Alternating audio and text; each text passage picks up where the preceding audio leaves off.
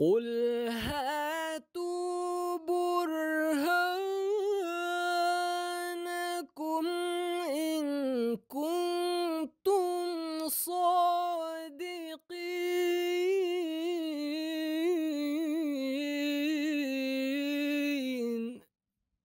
اعوذ باللہ من الشیطان الرجیم، بسم اللہ الرحمن الرحیم۔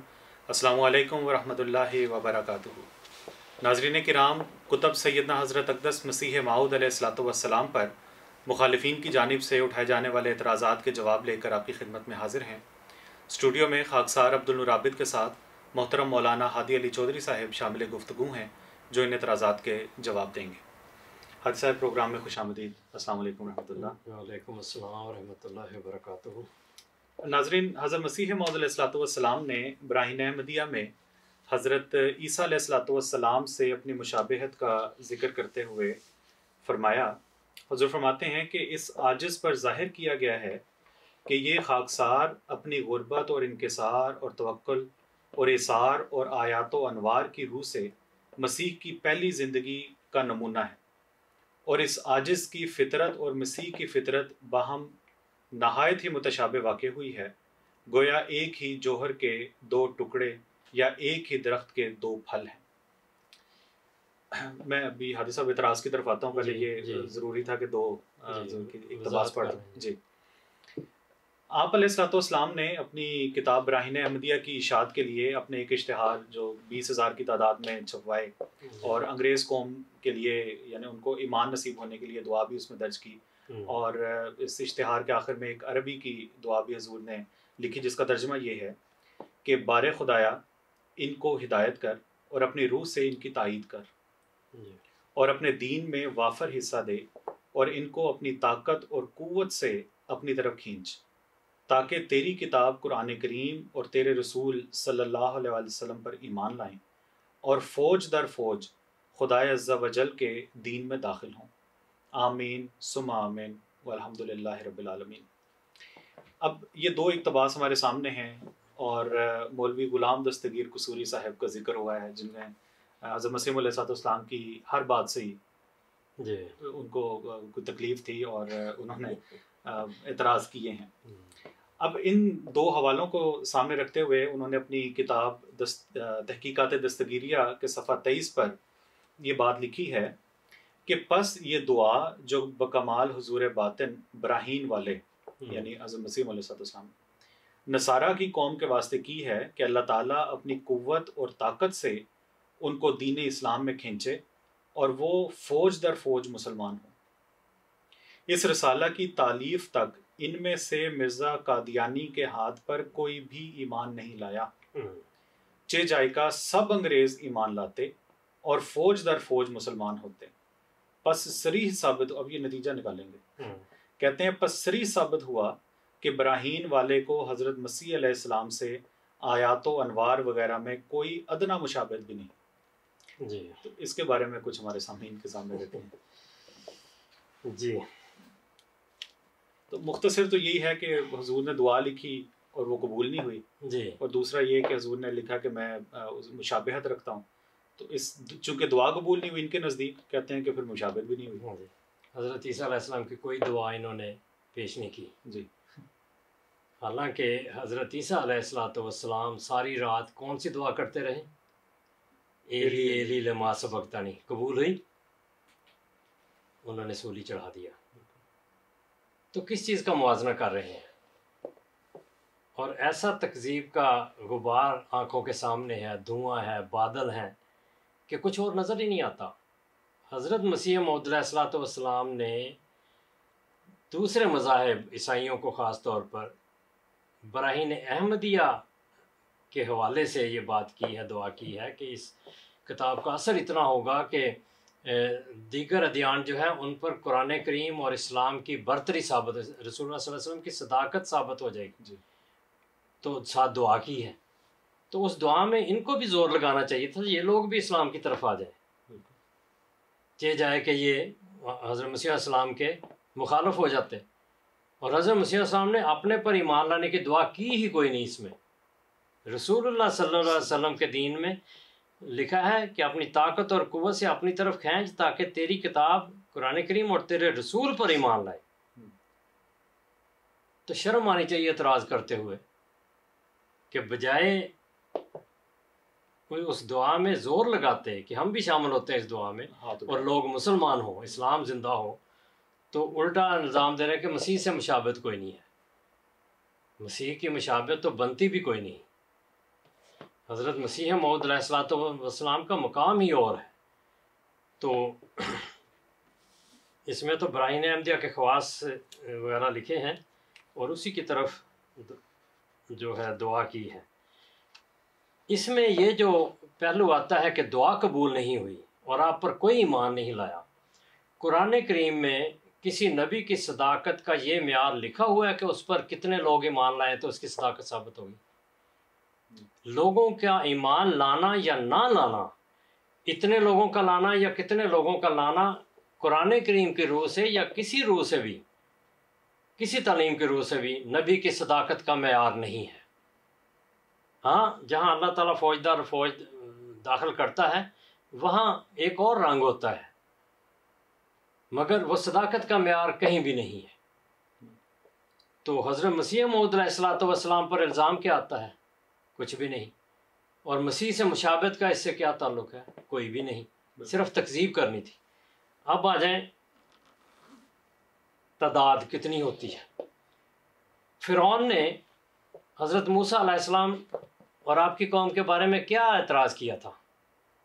ان ہؤلاء لشرذمۃ قلیلون، یہ چند لوگ ہی تو ہیں۔ اب کون کس پر یہ الزام دے رہا ہے کہ تعداد تو تمہاری ہے کوئی نہیں؟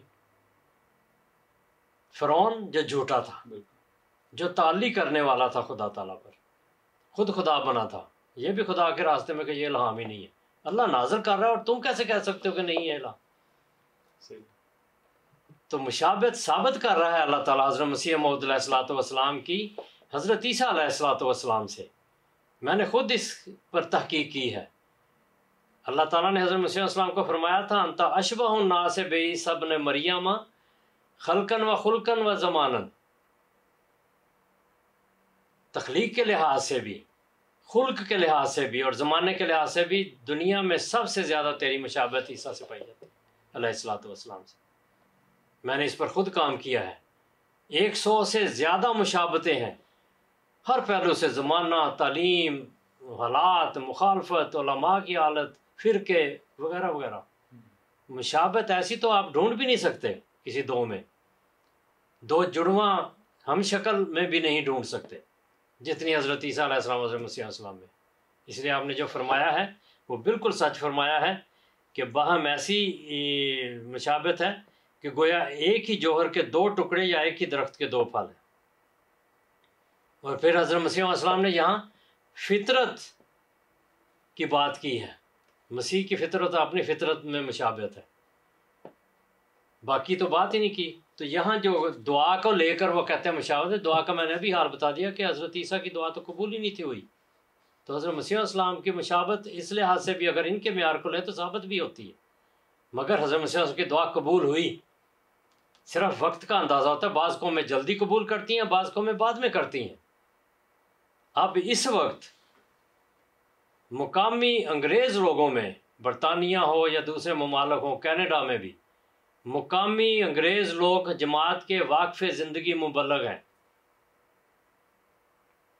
اور حضرت مسیح علیہ السلام کے زمانے میں بھی محمد الیگزینڈر رسل ویب جو تھے اور اسی طرح مسٹر اینڈرسن، وہ مسلمان تھے اور انہوں نے حضرت مسیح علیہ السلام کی تصدیق کی ہے آپ کے دعوی کی۔ تو کم لوگوں میں ہوئی مگر قبولیت ہوئی، اور اب تو وہ لوگ مبلغ ہیں اور قومیں اس میں داخل ہو رہی ہیں حضرت مسیح کی جماعت میں۔ تو حضرت مسیح سے مشابہت اگر تعداد کے حساب سے ہے تو وہ بہت زیادہ ہے، لیکن یہ کہنا کہ کوئی بھی ایمان نہیں لایا، یہ فرعون جیسے لوگ اعتراض کرتے ہیں موسیٰ علیہ السلام کی جیسے نبیوں پر۔ پھر حضرت نوح علیہ السلام کو دیکھیں، اس سرداروں نے کہا وہ ما آمن معہ الا قلیل، چند لوگ ہیں، اور حضرت لوط علیہ السلام تو رو ہی پڑے تھے، گویا کہ کہتے ہیں الیس منکم برجل رشید، ایک آدمی بھی تم میں ہدایت یافتہ نہیں۔ تو الزام لگا دیں ان پر کہ وہ رسول نہیں تھے، وہ خدا تعالیٰ کے سچے نہیں تھے۔ حضرت ابراہیم پر کتنے لوگ ایمان لائے، کوئی تعداد کا علم ہے؟ حضرت اسحاق، حضرت یعقوب، کوئی ذکر نہیں ملتا۔ تو کس معیار سے ثابت کرنا چاہتے ہیں کہ حضرت مسیح موعود علیہ الصلوۃ والسلام سچے نہیں تھے؟ تو یہ مولوی صاحب پہلے بھی ایک سوال کے جواب میں عرض کی تھی، یا قرآن کریم پڑھتے نہیں یا لوگوں کو گمراہ کرنے کے لیے اس طرف آنے نہیں دیتے۔ حضرت نوح علیہ السلام کی دعا دیکھیں، حضرت مسیح کی دعا پر اعتراض ہے۔ حضرت نوح علیہ السلام کی دعا دیکھیں، فرماتے ہیں کالا رب انی دعوت قومی لیلاً و نہاراً، میں نے دن اور رات اپنی قوم کو بلایا ہے کہ خدا کی طرف آ جاؤ، ہدایت پا جاؤ۔ فلم یزدہم دعائی الا فرارا، جب بھی دعا کی وہ دور ہی بھاگتے ہیں۔ الزام لگا دیں حضرت نوح علیہ الصلوۃ والسلام پر بھی۔ تو یہ قرآن کریم کے معیار کو دیکھ لیں کہ وہ کیا کہتا ہے۔ اب حضرت مسیح علیہ السلام کی بات کریں، کہتے ہیں ان پر کوئی ایمان نہیں لایا۔ حضرت مسیح علیہ السلام نے دعویٰ ہی نہیں کیا ایمان کا۔ آپ نے 23 مارچ 1899 میں 1889 میں بیعت لی ہے، اور یہ 6 سال پہلے ہی کہہ رہے ہیں کہ ان پر ایمان کوئی نہیں۔ انہوں نے تو ہاتھ ہی نہیں آگے بڑھایا کہ میرے ہاتھ پر بیعت کرو، ایمان لاؤ۔ وہ تو ایک دعا کر رہے ہیں درد مندانہ دل کے ساتھ۔ پھر 2 سال بعد 1891 میں جو جلسہ ہوا، جلسہ سالانہ، اس میں 75 لوگ تھے۔ 75 لوگ کا مطلب یہ ہے کہ جو سفر کر کے وہاں آ گئے، مرد تھے، ان کے گھر والے، ان کے دوسرے اور بہت سارے نہیں آ سکے۔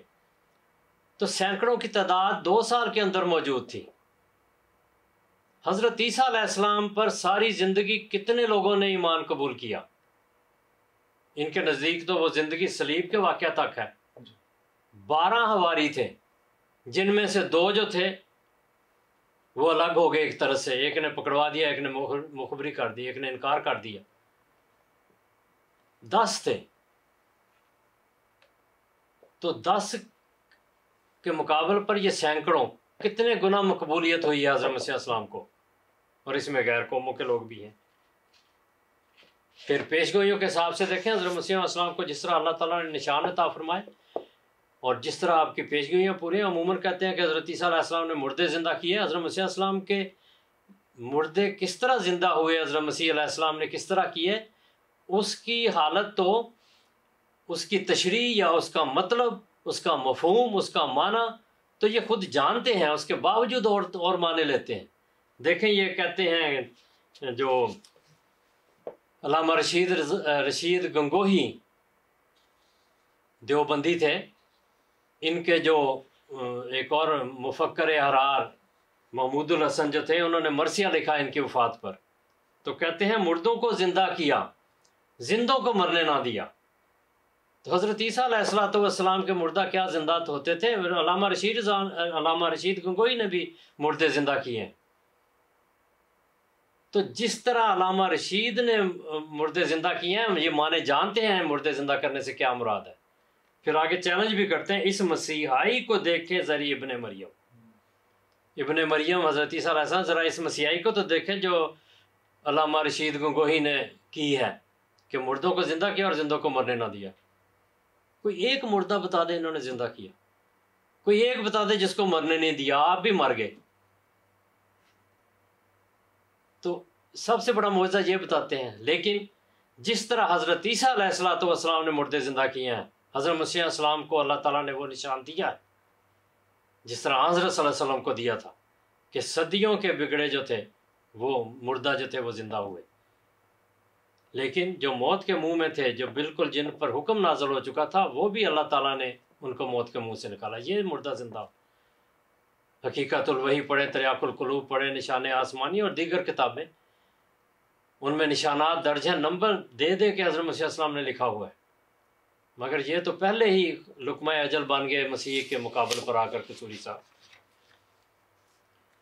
تو میں عرض کر رہا تھا کہ حضرت مسیح علیہ السلام نے 23 مارچ 1899 میں بیعت لی۔ پہلے دن 40 افراد نے بیعت کی۔ حضرت مسیح کی ساری زندگی میں 12 افراد نے بیعت کی ہے، آپ پر ایمان لائے، اور 2 ان میں سے میں نے عرض کی کہ وہ الگ ہو گئے تھے ایک طرح سے، تو 10 وہ تھے جو آپ کے ساتھ رہے۔ 4 گنا حضرت مسیح موعود علیہ السلام کو حضرت عیسیٰ سے عطا ہوا، مشابہت میں 4 گنا زیادہ تھے۔ یہ ہے خدا کی تقدیر جو نازل ہوتی ہے اپنے سچوں کے ساتھ، تکذیب کرنے والے اپنی جگہ بیٹھے رہتے ہیں۔ تو اصل اصول یہ نہیں ہے کہ کتنے لوگ ایمان لائے، اصل یہ ہے کتب اللہ لاغلبن انا ورسلی، وہ اکیلا ہوتا ہے۔ جس دن اللہ تعالیٰ اس کو نبی بناتا ہے، اس کی اپوائنٹمنٹ ہوتی ہے، مقرر ہوتا ہے، اسی دن سے وہ غالب ہوتا ہے۔ یہ غلبہ ہے۔ حضرت مسیح موعود علیہ السلام کو اللہ تعالیٰ نے نبی بنانا تھا، آپ کو نبوت والے الہام بھی ہوئے، مگر آپ اس کو محدثیت سے، کثرت مکالمہ مخاطبہ سے تعبیر کرتے رہے۔ امام حضرت مجدد الافسانی رحمۃ اللہ علیہ نے یہ لکھا ہے کہ ایسا جو کثرت مکالمہ مخاطبہ والا ہو اس کو محدث کہتے ہیں، جیسے حضرت عمر رضی اللہ عنہ۔ تو آپ اس کو محدثیت سے تعبیر کرتے رہے، مگر جب خدا تعالیٰ نے آپ کو نبوت کے مقام پر کھلے کھلے الفاظ میں اور بارش کی طرح وحی کے ذریعہ قائم فرمایا، تو آپ کی نبوت بھی انہی نشانات کے ساتھ ثابت ہوئی۔ خدا کے سچے نبی تھے، اسی وجہ سے اس دن بھی غالب تھے، اور آج ساری جماعت دنیا پر غالب ہے اور دنیا کے کناروں تک پھیل چکی ہے۔ اس میں عیسائیوں کے فوج در فوج اس میں داخل ہوئے ہیں، انگریزوں میں بھی اور دوسرے قوموں میں سے بھی لاکھوں نہیں کروڑوں لوگ اس میں داخل ہوئے ہیں۔ اور قصوری صاحب کہاں ہیں؟ ان کے متبعین کہاں ہیں؟ تکذیب کرنے والے کہاں ہیں؟ وہ سب پیچھے رہ گئے، گرد غبار ہو گئے، گرد و غبار بن گئے۔ تو یہ خدا تعالیٰ کی تقدیر ہوتی ہے جو اپنے سچوں کے ساتھ ہوتی ہے۔ تو حضرت مسیح موعود علیہ السلام کے ساتھ خدا تعالیٰ نے جو وعدے فرمائے، جس مقام پر فائز فرمایا، خدا نے اپنی تائید و نصرت کے ذریعہ آپ کی سچائی ثابت کی، اور جو دعائیں کی وہ قبولیت کا شرف پا گئیں۔ یہ الگ بات ہے کہ بعض قومیں شروع میں قبول کرتی ہیں، بعض بعد میں کرتی ہیں، تو یہ ان کی تقدیر ہوتی ہے، مگر اس پر الزام دینا یہ جھوٹوں کا کام ہے۔ رسول اللہ صلی اللہ علیہ وسلم کو جب اللہ تعالیٰ نے نبوت کے مقام پر سرفراز فرمایا، ہجرت تک آپ کے ہاتھ پر کتنے لوگ جمع ہوئے تھے، مگر کوئی جھوٹا شخص اس تعداد کو لے کر الزام دے تو وہ خود جھوٹا ہے، رسول کریم صلی اللہ علیہ وسلم پر وہ جھوٹ ثابت نہیں ہوتا۔ آپ جھوٹے ثابت نہیں ہو سکتے، کیونکہ خدا کی تقدیریں ہوتی ہیں، کبھی تھوڑے لوگ کبھی زیادہ لوگ۔ تو یہ وہ اصل باتیں ہیں جو قرآنی معیار ہے، جس کی مخالفت مولوی قصوری صاحب نے بار بار کی ہے۔ اللہ تعالیٰ دنیا کو اس ہدایت کی طرف لے کر آئے جس ہدایت سے روکنے کے لیے قصوری صاحب نے زور لگایا ہے، کیونکہ وہ ہدایت خدا تعالیٰ کی تقدیر ہے جو دنیا میں نافذ ہونی ہے، نافذ ہو چکی ہے اور آئندہ بھی ہوتی رہے گی۔ وآخر دعوانا ان الحمدللہ رب العالمین۔